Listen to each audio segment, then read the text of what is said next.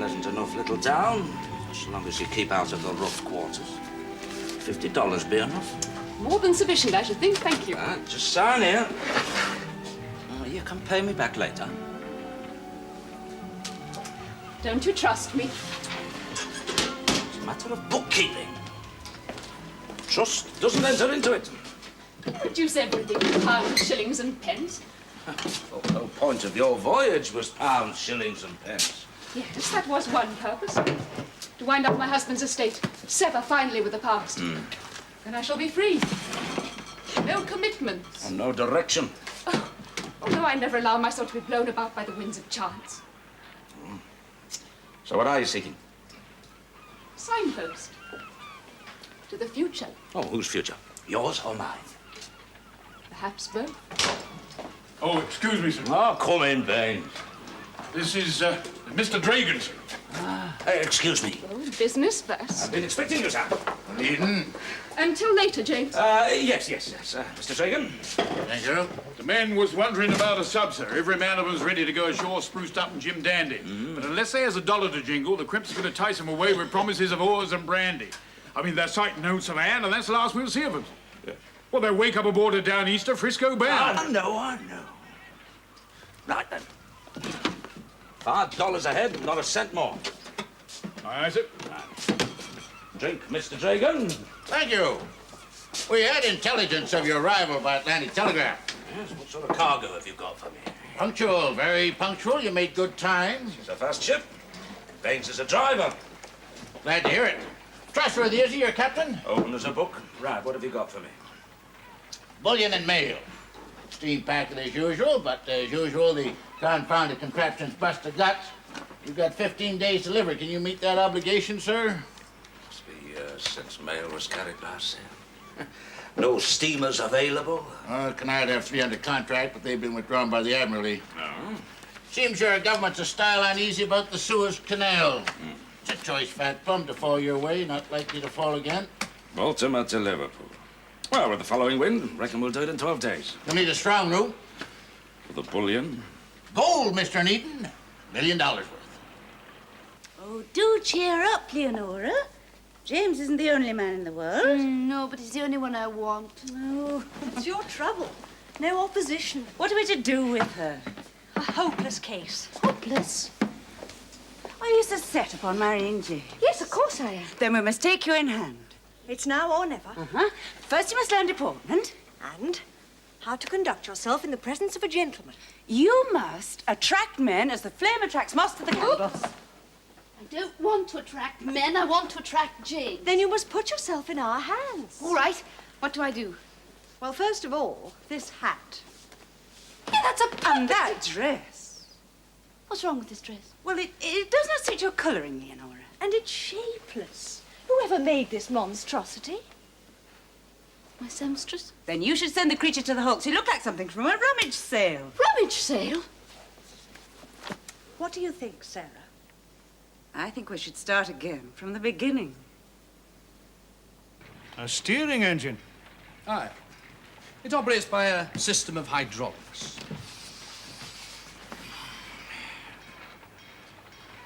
No, it'll never work. You see, all the pressure is applied here, at the fulcrum. Oh, it does work, Mr. Fraser.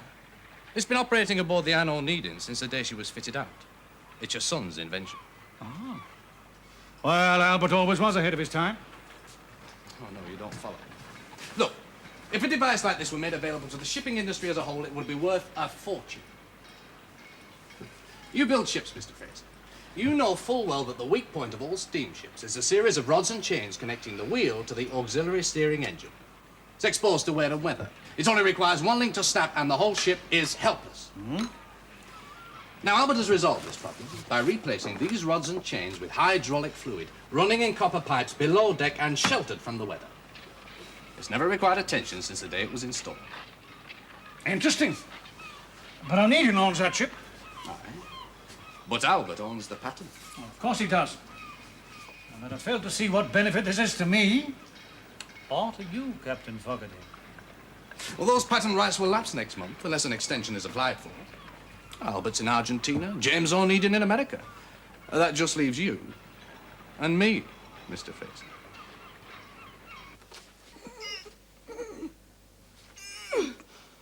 You must swell out more at the top and less at the waist. More?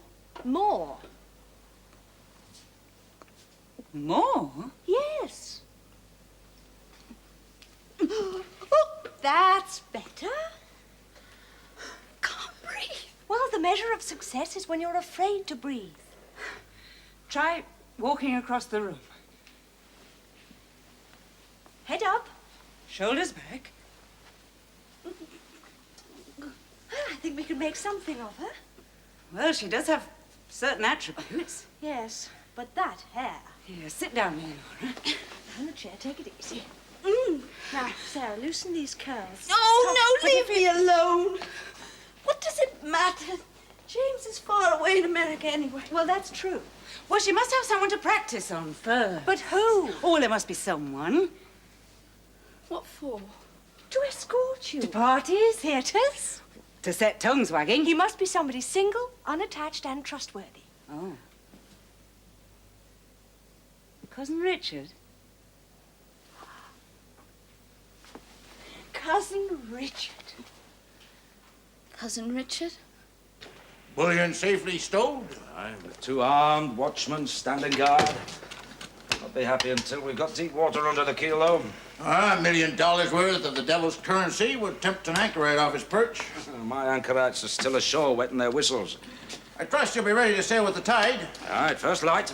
Good. Would it inconvenience you to take another passenger? Who? Myself.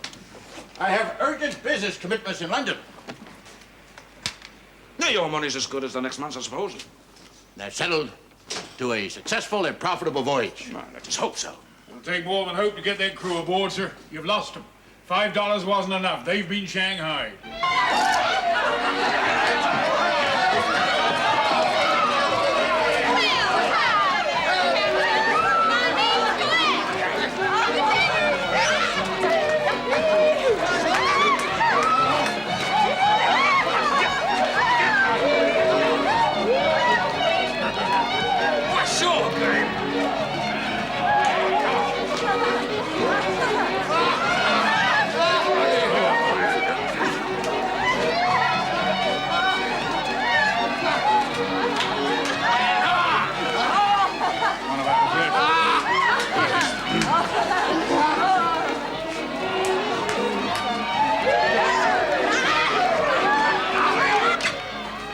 Get out of here! Hey, I know you. You're a little Jimmy, odd name, Onedin. I know you. Bartholomew, I want my crew back. You changed that a little. I remember you as a green young fella. Bosun of the Barracuda. Am I right? Got a sharp memory, old man. Never forget her face. Or her death. And now you're in the paddy to be off with the mail for the Queen of England.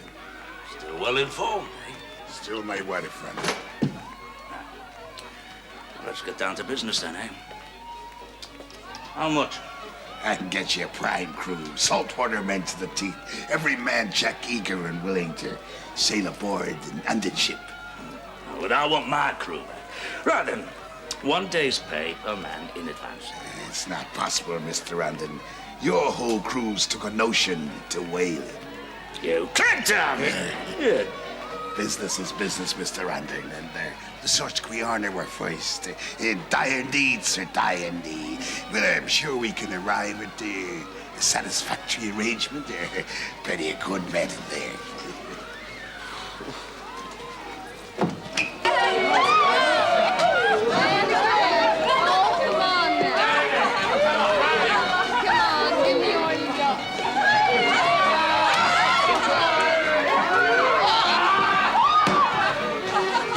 Shanghai brandy, would you?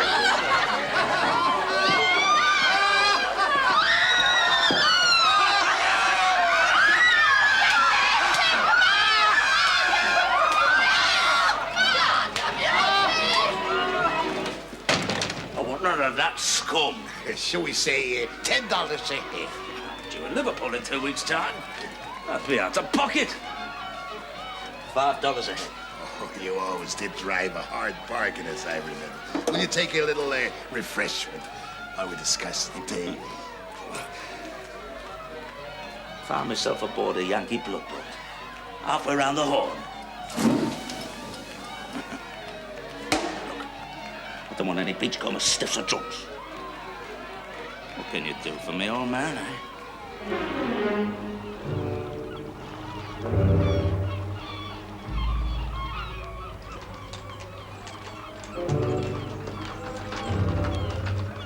Did you find our crew? Go below, if you please, Caroline.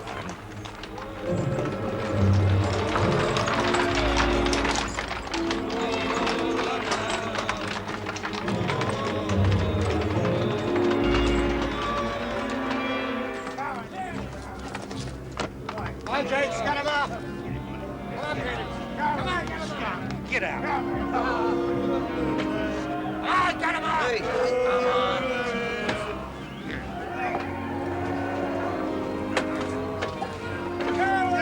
That's it, Peter, get him. Come on in. Come on. And the dog. Get him.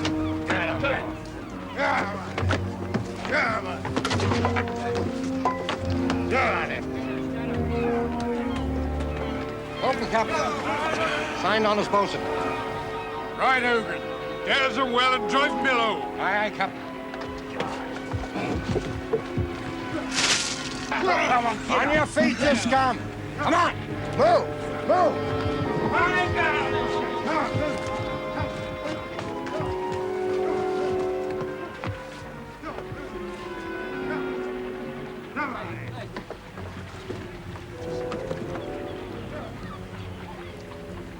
Permit me to conduct you below, Mrs. Moss. Thank you. Drunk or sober? Want the ship on the way within the hour. Right, sir. Now, Hogan, let's see how you can make them jump.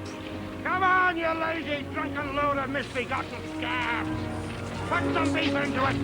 Run! Run, let's see you jump to it, or you feel the hard end of a filleted head. Come on, you scabs!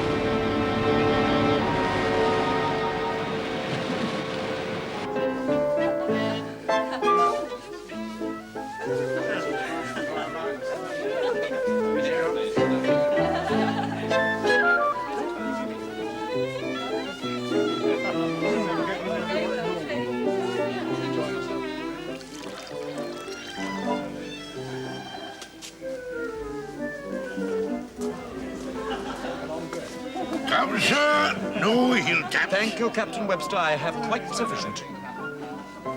Fine little girl of yours. As pretty a craft as ever I did see. Some lucky young fella be hoisting his colours and clearing for action before she's much older. My daughter is already bespoke.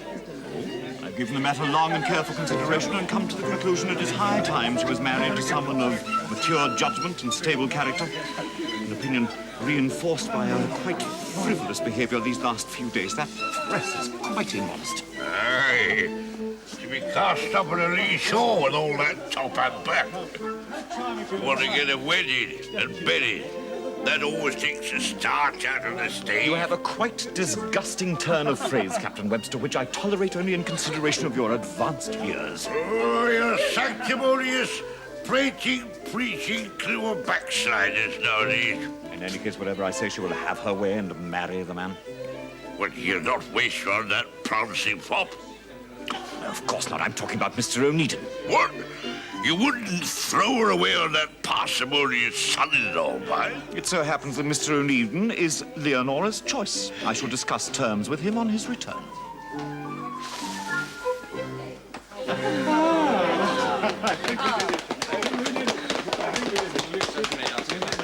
Excuse me now, Rollo. Of course it is. Killing me. That young man's eyes were a goggle. Where's this Tyro Richard? He's hiding. Come, I'll introduce you. Miss Biddle. Cousin Richard, Oh, Elizabeth. allow me to introduce you to Miss Leonora Biddulph. Leonora, Richard Onedin. How do you do? Pleasure. Leonora has long had a desire to make your acquaintance, Richard. Oh.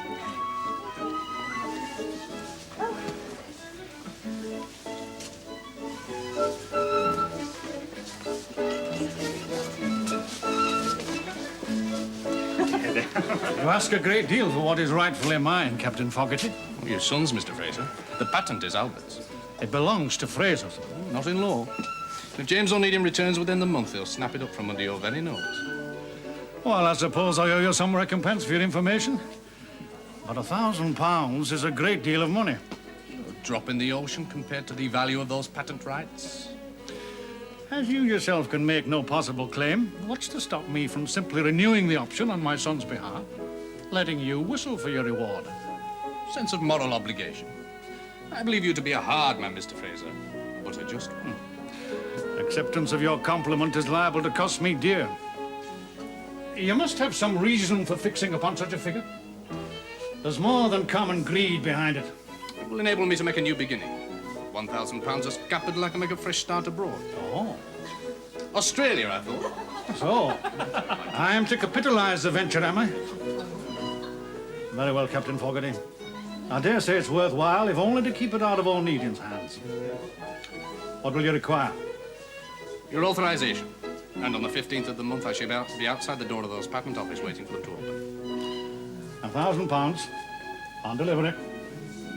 Agreed. Penny for your thoughts. Oh, they're worth a deal more than that. What are? Patent rights. What patents? Well, I'm not rightly sure, but they're worth a great deal of money to someone. Oh, Robert, all you ever think of these days is money. Do you go to many parties, Mr. Onedin? I'm No. sure you must be in great demand. I'm afraid I'm not one for the social graces, really. Miss Biddulph? No, I think you're being too modest. I'm sure you dance like a dream. Oh, pardon me, Miss Biddulph, will you do me the honor? Thank you.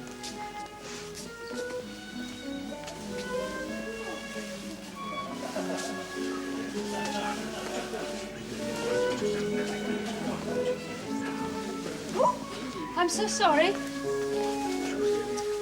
I'm sorry, but I'm afraid I don't have much ear for music. No, well, I think it would be best if we continued our conversation in the quiet.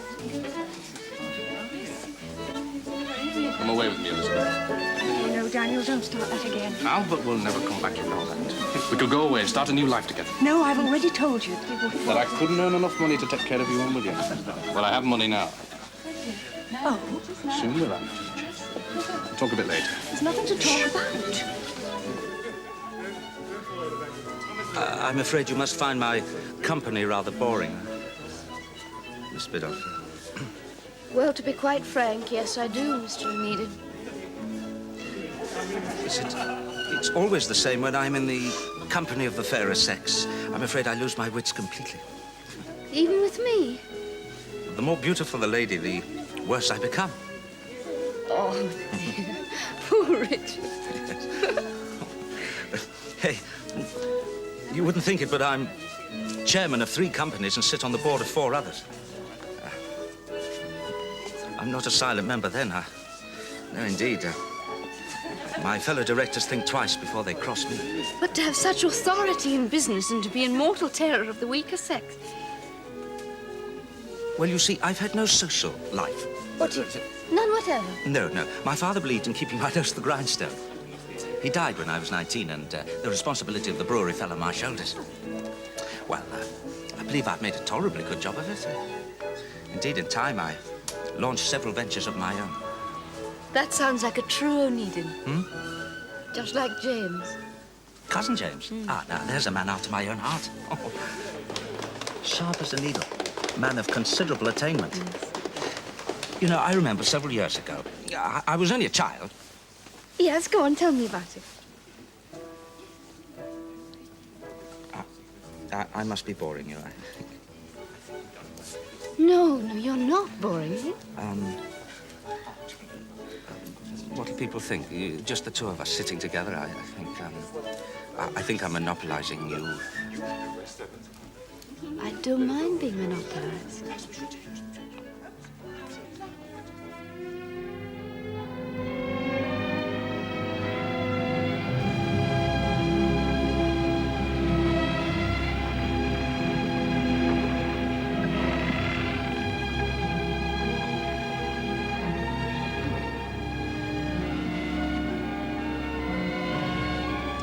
One more hour, we shall be clear of the Chesapeake, heading for the open sea.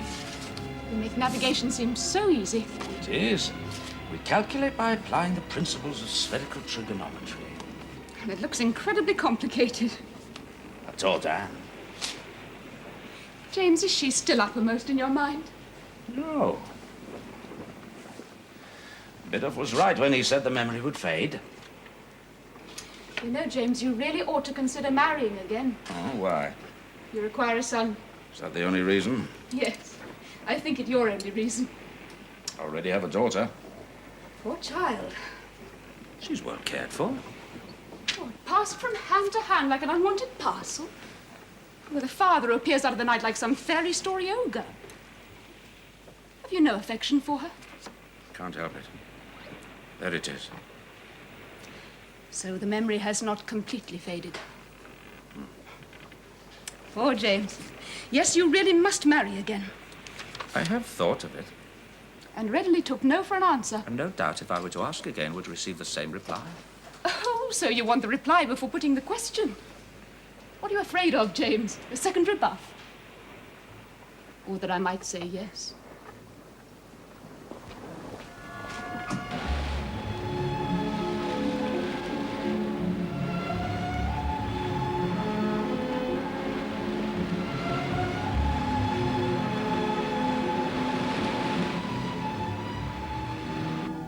Do you partake of cream or lemon, Robert? Milk.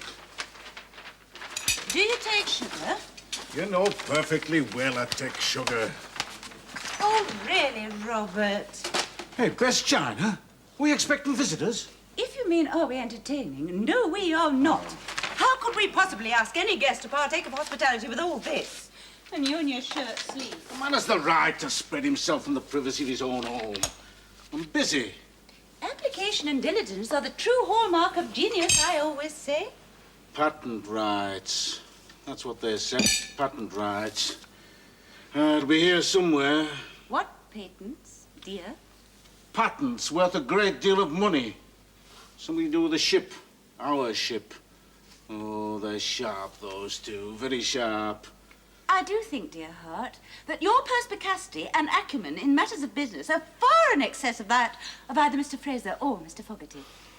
If only I knew what I was looking for. The art of conversation forms one of the greatest charms of modern society and is therefore deserving of consideration. Oh, for heaven's sake, Sarah! Hold your tongue.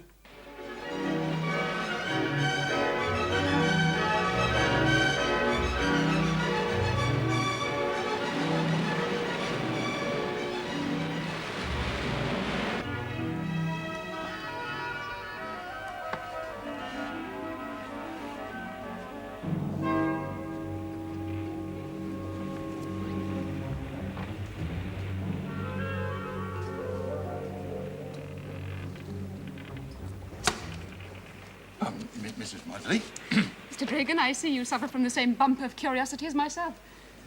I personally will never make sense of a chart. Oh, well, that's quite simple, really. Our noon position was 185 miles east of Cape Charles. We're traveling due east, close hauled on a port tack at an average speed of approximately 12 knots.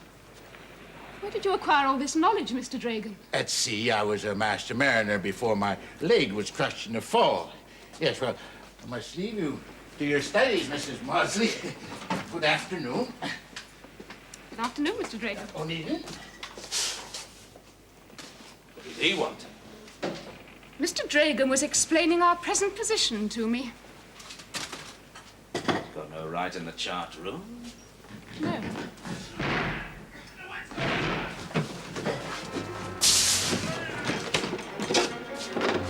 Stay there.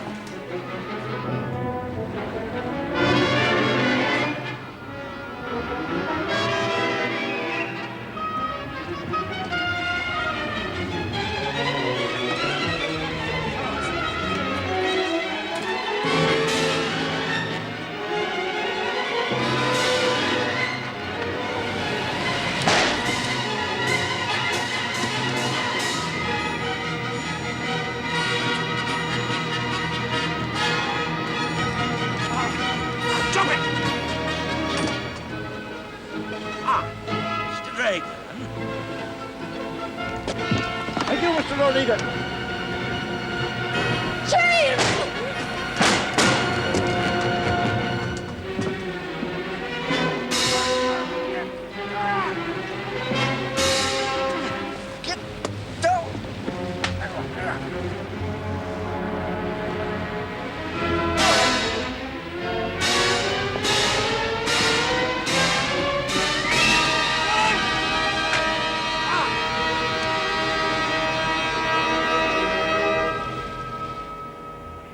What am I to do with you?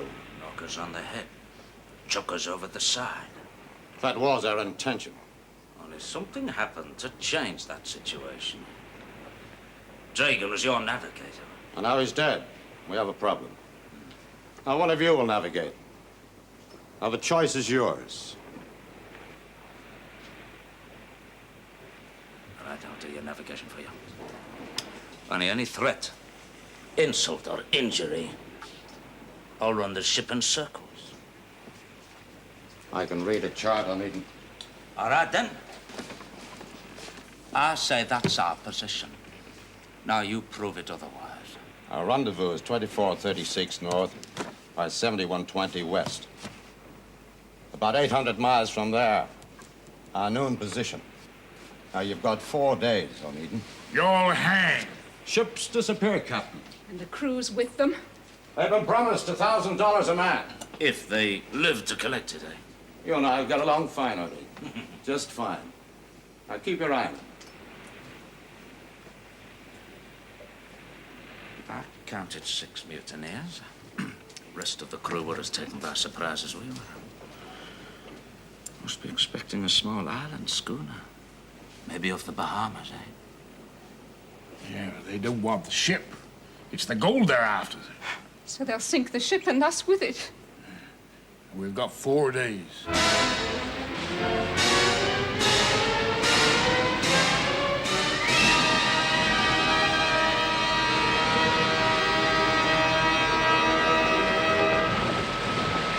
And what of my son? We'll take him with us. To Australia? We'll go as man and wife. Who's to know?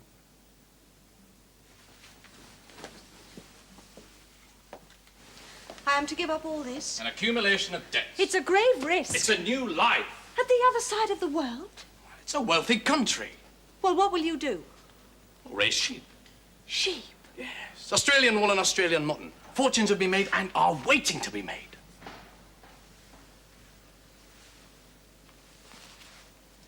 You'll never soil your hands, Elizabeth, that I promise you. What if Albert should return? He'll never return. And do you think he's been leading the life of a monk? You must give me time to think. No! I need you, Elizabeth.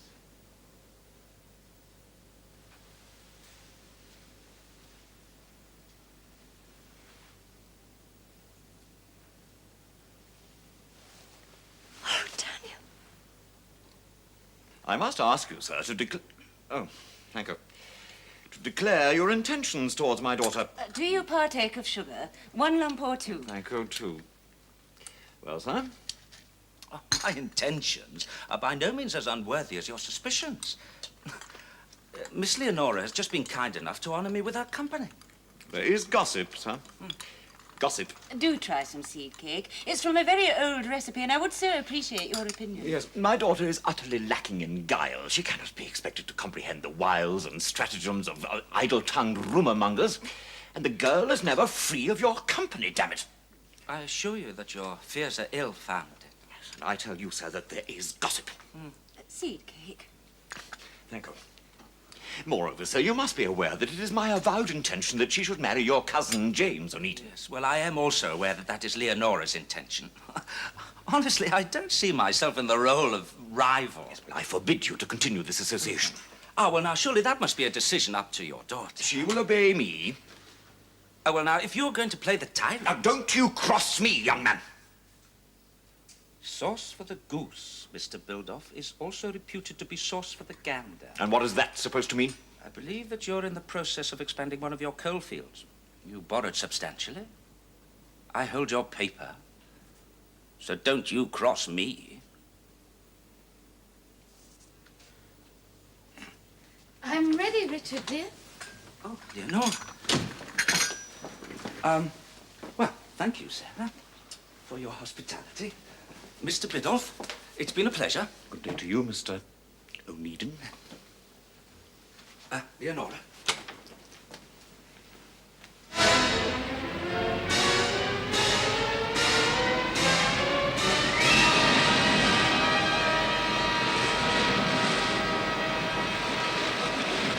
We'll arrive at your rendezvous during the first dog watch now. Will that satisfy you? You're up to something, Onedin. Oh, I'll keep my word. As long as you keep yours. I don't trust you, and I don't trust this. You've crowded on sail and made fast passage. Why? Oh, now, isn't that what you require? Now, if we don't sight this schooner, Onedin... You? All right. Watch them.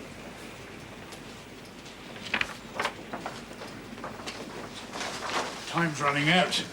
It's also Hogan's view. We should make our move now. No, that's just what they expect. Now then, will the wind hold? Blowing steady from the west. Round a broad reach, making about 30 knots. Taking some canvas, sail her as close to the wind as you can, under main and foresail. Now, I reckon that schooner will arrive at the rendezvous early. He'll be anxious not to miss us, you see. He'll patrol this area. I don't want to come upon him until an hour before sunset. Why wait that long, sir? 2 have been killed out of 6. There are only 4 mutineers left to worry about. I mean, we can tackle 4. They're armed. We're not. Oh, no. We'll let Hogan shot in the odds for us. Come to bed, love. It's past 3 o'clock. You'll wear yourself out. Oh, I don't know why you're going to so much trouble. Fraser and Fogarty. They're up to something. Hey, I never knew a ship carried so many patents. And why should that concern us? Because there's money. A great deal of money, one of them said. In Albert's absence, it's company money. Albert? In a wait a minute. Oh, come on, come to bed. No, this rings a bell now. Hydraulic steering gear. What is it? Some sort of steering gadget. Ah, and here's a note in Albert's workbook.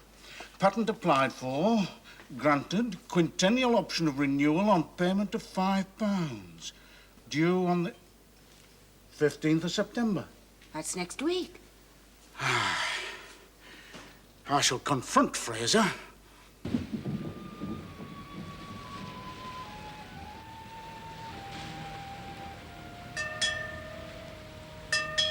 Readers! Up aloft! Masthead!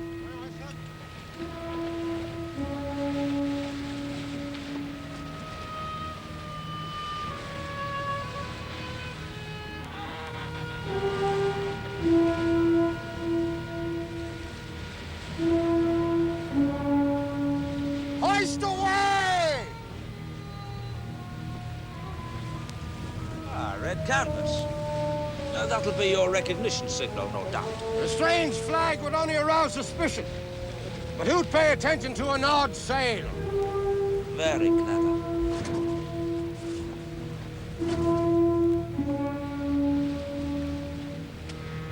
Mrs. Maudsley. We shall be sighting the schooner shortly. Below. You're sailing mighty close to the wind, Captain. So are you, Hogan. So are you. Grant us that we know our business, Hogan. Line on the forecastle!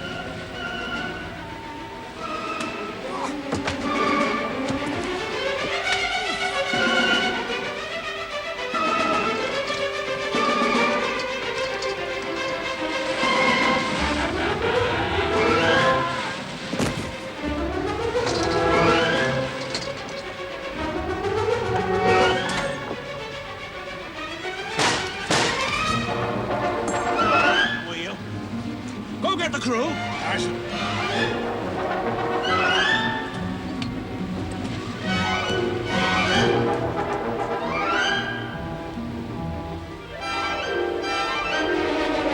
Keep quite still, Mr. Hogan. Come on, out you come. Quickly. And you. Get aloft! Trim the sails! Royals and to'gallants.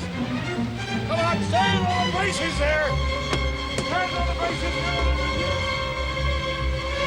Steal my ship, would you?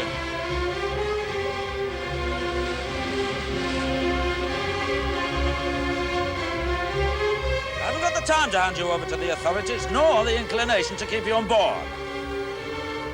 Well, your friends can pick you up. They can't set us adrift. They'll never find us in the dark. Try hauling up a bit of red canvas.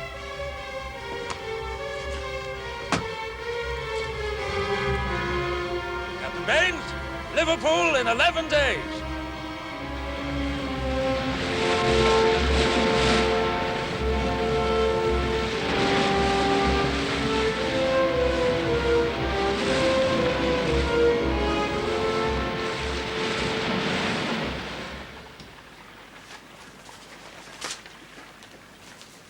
Must you go? I'm afraid so. My train leaves for London within the hour. I am sorry. So am I. But I am grateful to you for being as unresolved in your intentions as I have been. Unresolved? Else you would have asked me again, and more persuasively, and I might have said yes. And how wrong that would have been. Oh, James, you know it as well as I. That's why you didn't ask me. We might have made a good partnership, you and I. But a poor marriage. Well, one's dependent on the other. Yes, perhaps. But you need a loving wife, one who'll devote herself to you and bear you sons. I would chastise you at the breakfast table for ill treatment of your seamen, and leave your clothes unmended to go off campaigning with Mr. Plimsoll. Oh, on deck with that.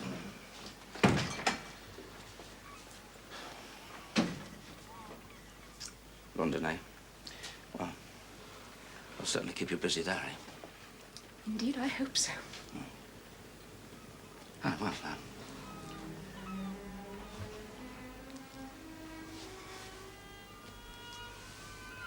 James Onedin. To my shame, when I look at you now, the low opinion I held of you when we first met, when you just saved my life, I doubt if I shall ever meet a finer man. And there will be times in the future when I shall punish myself for having laughed away your offer of marriage. But I was right, wasn't I? Don't remain unresolved too long, James. Leonora Biddulph. Snap her up before somebody else does. Already made up my mind to do just that. It's goodbye, then. Goodbye, Caroline.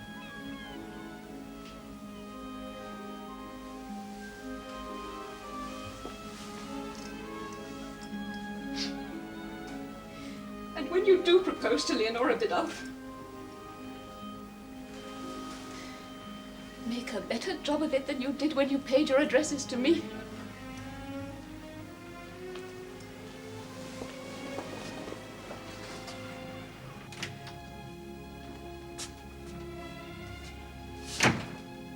Hello?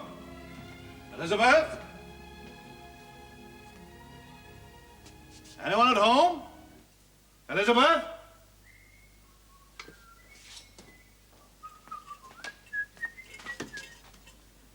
What is all this? Elizabeth's leaving.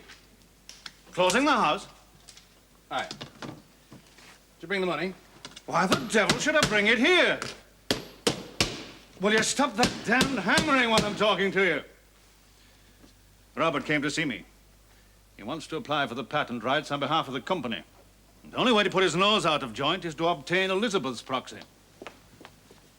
Proxy? What proxy? I never heard such a hullabaloo. What proxy? Elizabeth, is this your luggage? It is. I am leaving for Australia with Mr. Fogarty.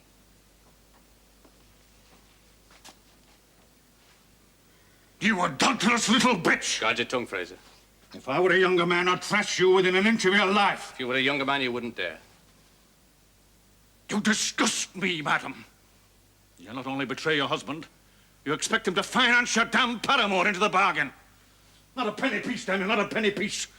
Albert's money? £1,000 that scoundrel demanded to start a new life in Australia with another man's wife, by God. Albert's money? Whose pocket did you think it would come out of? Mine? It would be an advance against my son's patent rights, that's all. Patent? What patent? It would seem you've not enlightened the lady, Mr. Fogarty. What patent? Worth a fortune in future royalty payments.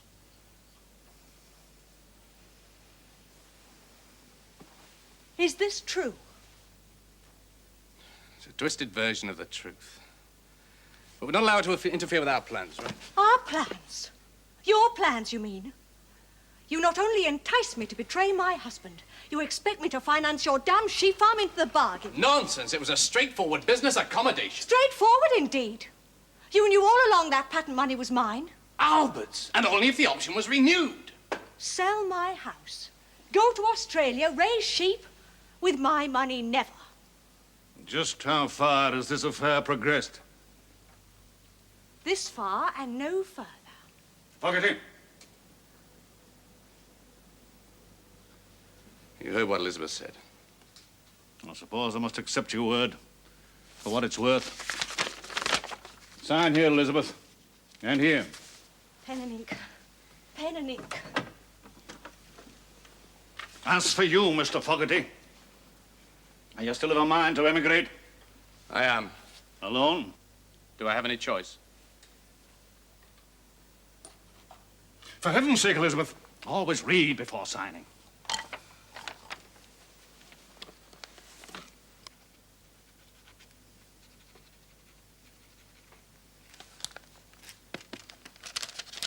I'm a man of my word.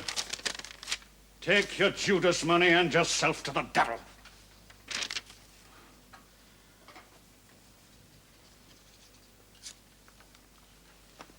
Come along, Elizabeth. We're going home. Home? What else? You've disposed of this establishment, haven't you? You can live with us until Albert returns.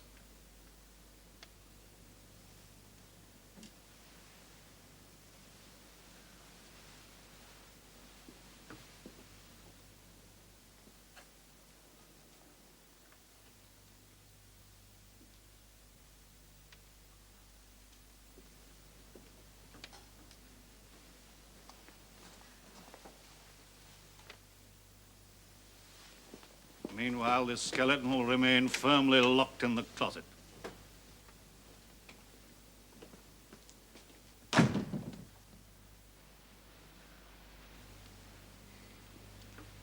Elizabeth. Cousin Richard. He's taking it to the op. Ah, you must remember Cousin Richard. He's in brewing. Ah, and he's worth a pretty penny. Oh, Robert's trying to persuade him to buy some shares in the James, shop. I think we ought to tell you that Cousin Richard and Leonora have been seeing quite a bit of one another whilst you've been away. Oh, have they? So? Well, Leonora is a very attractive young woman. Yes, I am aware of that. And we expected to waste a young life waiting around for you to propose to her. Do not. That's why I'm here to talk to her. You don't mean you're going to Yes. us? Oh. I am. James! Leonora. I heard your ship was in. Ah, well, Sarah, it's Charlotte's bedtime. We'd better see about her bath. We'll see you later, James. Well, did you have a good voyage? Oh, it was not uneventful. But it gave me time to reflect upon a certain matter. My goodness, you are looking elegant, James. Oh, why, thank you. I'm sorry, you were saying reflect upon a certain matter. Upon you and I. No, I should have made up my mind. Oh, there we are. Promised myself I wouldn't make excuses for not having asked you before. Leonora, I want you to be my wife.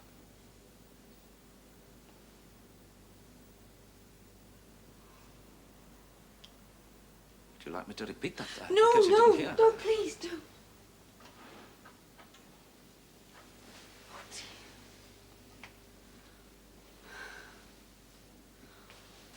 sorry, James. Forgive me. It's just that I'm overwhelmed. I didn't expect this. No. Well, what do you say? James, I'm very honored that you should have asked me, but I cannot accept. Cannot? Cousin James? Young cousin Richard?